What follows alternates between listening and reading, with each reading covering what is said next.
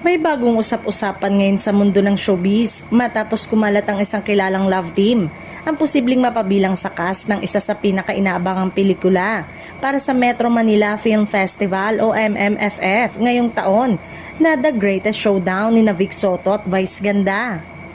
Ayon sa ilang source, matagal na umanong pinag-uusapan ang pagsasama ng naturang tambalan sa iisang malaking proyekto nang dumating ang pagkakataong ito. Mabilis umanong nagkasundo ang magkabilang panig dahil sa kakaibang konsepto ng pelikula. Hindi raw basta cameo ang gagampanan ng dalawa. Kung totoo ang mga usap-usapan, mahalaga umano ang magiging papel nila sa kwento at makakasama nila ang dalawa sa pinakamalalaking pangalan sa industriya ng komedya at pelikulang Pinoy. Sa ngayon ay tikom pa rin ang bibig ng production at wala pang opisyal na kumpirmasyon tungkol sa pagkakasama ng naturang love team.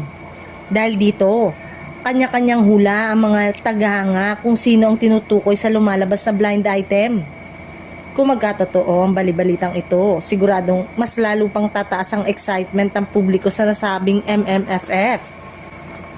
Marami ang naniniwalang malaking dagdag attraction ang pagsasama ng isang sikat na love team sa isang pelikulang tampok ang dalawang batikang superstar.